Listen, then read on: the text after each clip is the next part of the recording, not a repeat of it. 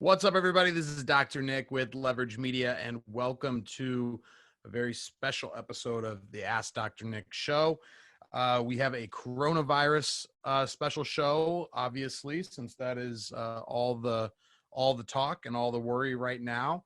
So I wanted to have this to kind of answer some questions about how I'm thinking about it, how I think other people should be reacting to it, and how you can start to prepare. All right.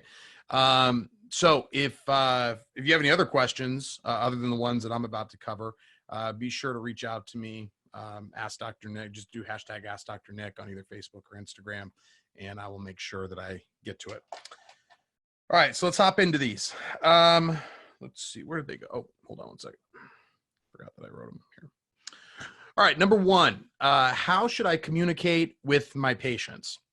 So I feel like in terms of patients, pretty much every business that I'm on a mailing list of, I feel like has, especially anything that has to do, with people interacting, I have gotten some message at this point. So a lot of you have probably already sent something out to your patients. You're probably communicating with them internally. I'll just kind of share with what we did. So we created, an email to send out to the patient base on, what we're doing internally, like within the practice, and then also what we recommend to our patients to do just for their health in general. So definitely send that out. You want to make sure you put their minds at ease, that you are sanitizing and making sure that everything is safe for them within the practice. And then also give some guidance. I saw one tip from one office that I thought was good, where they said, because they, if you're wanting to help sick people, because a lot of these people that, have some type of illness right now, just because they're sick doesn't mean they have coronavirus. They might just have the flu or the cold. And so they were, encouraging people that were sick to come into their office.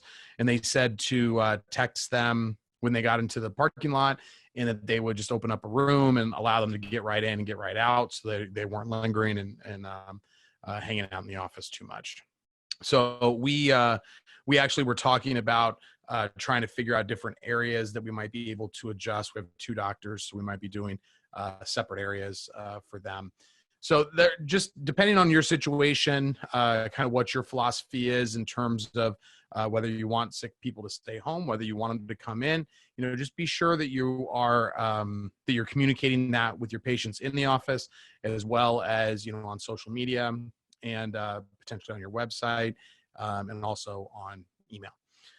So I think most people are probably at that point. In my county, we don't have any confirmed cases yet. I'm sure that there are thousands of people that would test positive if they got tested, but there's no actually confirmed cases yet.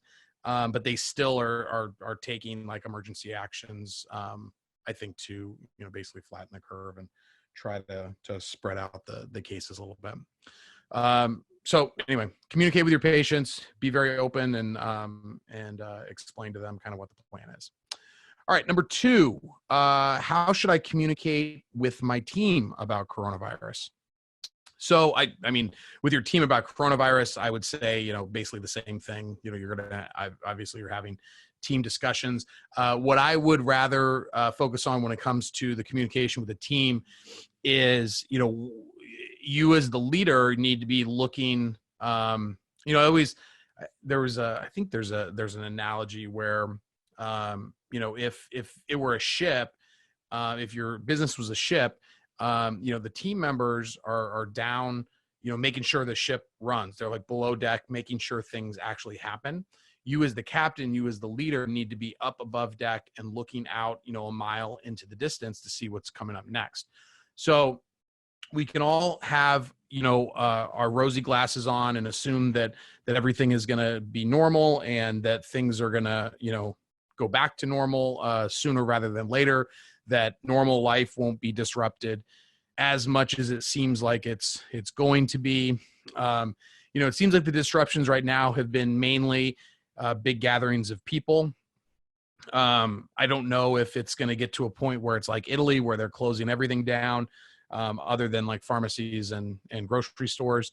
But assuming that things go sideways and they become difficult, you have to be thinking worst case scenario. So worst case scenario in the business sense is going to be that you're going to have to close down for 1 month, 2 months, 3 months. Like I was just watching the press conference today, and Dr. Fauci was saying that it looks like, when they look at like China, when they look at South Korea, that the peak really hits around 7 weeks, and then there's 7 weeks on the back end of it. So, if that's the case, kind of like, I don't know, we're probably in week 2 or 3 of it, I would imagine. But even if it was a full 14 weeks where everything needed to be shut down, worst case scenario, that's about 3 months. So if you had to shut down for 3 months, what does that look like? Because I can promise you that your team, if you haven't talked to them already, is already wondering, well, what happens if we shut down? Do I get paid? Do I, am I going to get laid off? If I'm going to get furloughed? You have to make sure. Then, I mean, if that's going to happen, you need to make sure that you're communicative with them, because they need to be able to make plans as well. So for me personally, like nothing will change. Everybody's going to keep getting paid, and we're going to keep moving forward. And if we have to close, then we'll use that time to do things that we think are going to be helpful for the practice. We're going to train on existing procedures. We're going to, try to collect money from insurance companies. We're going to talk about new things. We're going to meet. We're going to set visions. We're going to hopefully use that time to make this the best year ever. And because the reality is that eventually it's going to end. There's probably going to be less offices after this than there were before it. And if that's the case, you've got to be ready to serve, potentially a greater number of people. There's going to be a lot of pent up demand if everybody's having to be inside. They're not moving around. Things happen. Your existing patients and new patients. It's going to be a busy time after this thing goes back to normal. So you've got to be. I was listening to my buddy Ryan Ryder today, and he was saying, the biggest issue is going to be that lost momentum. And I agree with that. You don't want to lose any momentum that you have right now. Like for us personally, like we're as busy as we've ever been. And, I don't want to move backward. So if we did have to close, you want to keep that momentum. You want to keep those meeting rhythms, make sure that people are able to work from home. They're able to access maybe I don't know if you'll be able to access it or not, but if you can access your computers, if you're on the cloud, whatever it might be sure that you're able to continue training, continue working. It just might look a little bit different work-wise, but same as the communication with your patients, your team. To me, the team is even more important than the patients, because without the team, the patients don't get the service that they need. So they're even more important to be communicative with, whatever your plan is. All right. Number 3, what should I be doing about my marketing during coronavirus?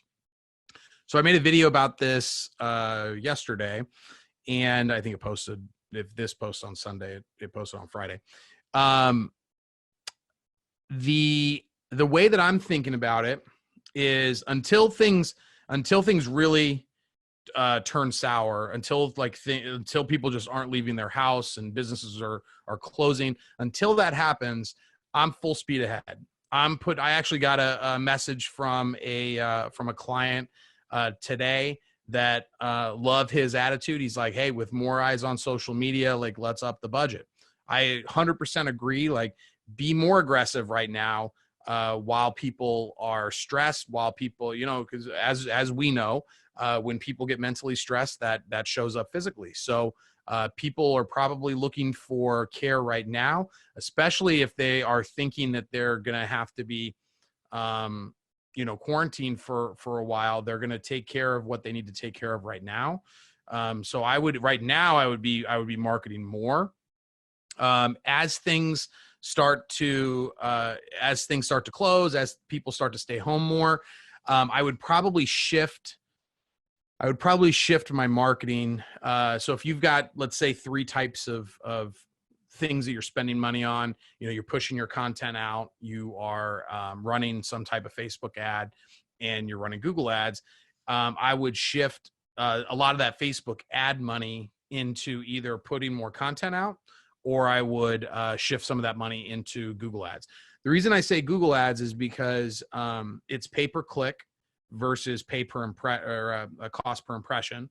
So with Facebook, you're paying for the impressions. So there's going to be a lot of people at home, a lot of people on social, a lot of eyeballs there. Those people are going to be racking up those impressions. You're going to be showing it to people, but if nobody can leave, they're really not going to, I doubt that they're going to be opting in as much as you'd like. So I think your cost per lead is going to go pretty high. And with Facebook ads, if they can't get in right away, if you can't contact them right away, it just may not be a good use of the money right now. With Google ads, on the other hand, with Google ads, they have to search for you, then they have to click on you. And so I think that I'm still going to leave mine running because I want people to contact us. I want to have conversations with people. I want to get things set up. If things are closed, I want us to be the place that they choose to go to, after things start to normalize. So that money I would still keep out there, because again, it's intentional. They have to do something to actually spend that money. The bigger thing, though, I think, is that this is regardless of like your ad spend or like your marketing dollars, how you're allocating them. What I think this is a good opportunity for, just like what I talked about earlier, is when you can't be in the office, this is the time to fix some of those things that maybe you've been meaning to fix. So if your website hasn't been updated in a long time, this would be an awesome opportunity. Like, we'll probably be running ads to kind of tout that I'm a Story certified guide and that we can help people. Because the nice part about Leverage is that I can do everything that we do anyway, because we all work remotely now, so we can just continue to work remotely. So I think that websites are going to be a really, really important thing to, even if you like are happy with your website company, you don't have to come work with me to get a new website.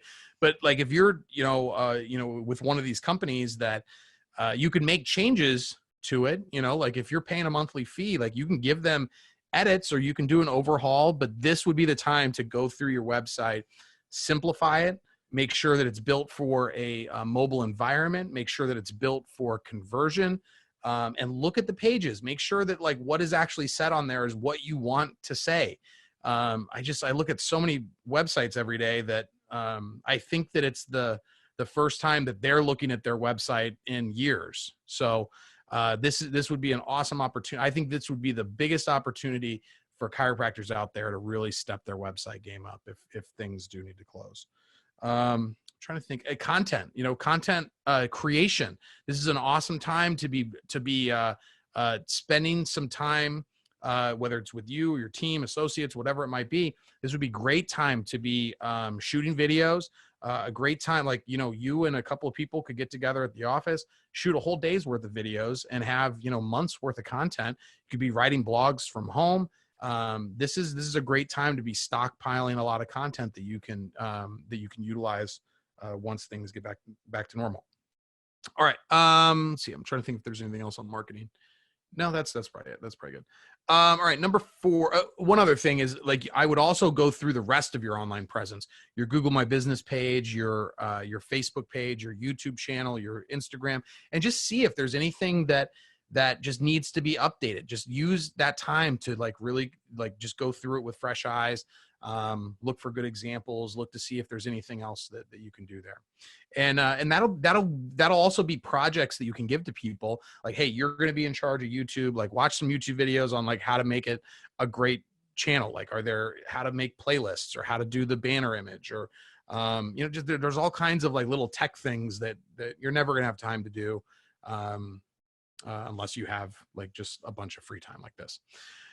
All right. Number 4, what kind of content should I be creating about the coronavirus? So blogs and videos are going to be great. If you have a podcast, obviously, like, interview people that are maybe experts on it in your area. They can deliver some information, some actionable information, but most of you don't have that. So I would say like videos and blogs are going to be your best bet. Blogs maybe less so, just because I don't know how many people are like searching for, coronavirus chiropractic advice, in your city and state. So I don't know how much a blog post is going to really make that much of a difference. It might help a little. So I would just use it as an opportunity to like get your thoughts down. You can share it to your email list. You can post it on your social channels. But for this, because it's so time sensitive, it's so like now that I think that social media videos are going to be best. Couple ideas that I had shared with my group earlier today. One is how to boost your immune system naturally. Another one would be how chiropractic helps optimize your immune system through proper nervous system function. And here's one thing that I will say, having seen a lot of content that's being created, is I would try to like play it down the middle. I wouldn't get too like political or like one way or another. I just try to give people like straightforward stuff that that you could support. I saw it in one of the groups I'm in. I saw an office, unfortunately, had just got like a super negative response.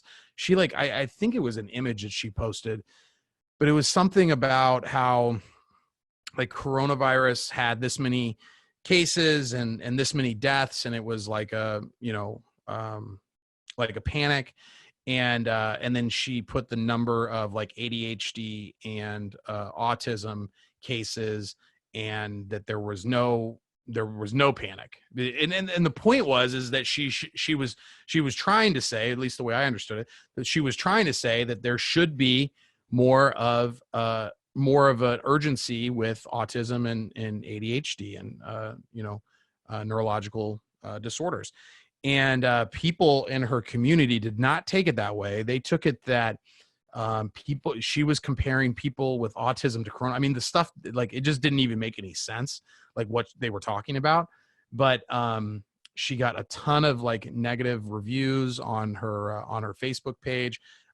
Had a bunch of people like, just up in arms and very upset that she posted that. I mean, it was like, and she was like a pediatric chiropractor that was like, I would imagine like cares for these kids, like wants best for them, but also like takes care of kids on, the spectrum and that have these problems. And like she's on their side, right? Like, cause everybody that was coming at her was from the autism community.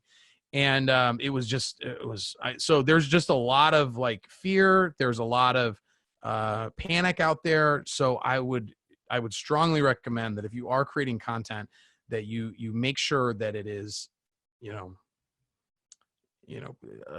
want to say like vanilla, but like you want to like give people just stuff that they can focus on, and don't worry about like trying to make a point. Don't worry about like trying to be right to like this week. Like just help them out, give them some tips that they can use, give them nutritional things, sleep tips, just anything that's going to help their immune system function better, that you can back up. So that would be my recommendation. I think video on social is going to be a lot better than search. I just don't know if anybody's like really going to be searching for anything that you would show up for with a blog post or with a YouTube video. So unless you're trying to unless you have like a big channel where you have a national audience, if you're a local brick and mortar, video on social is going to be a lot better.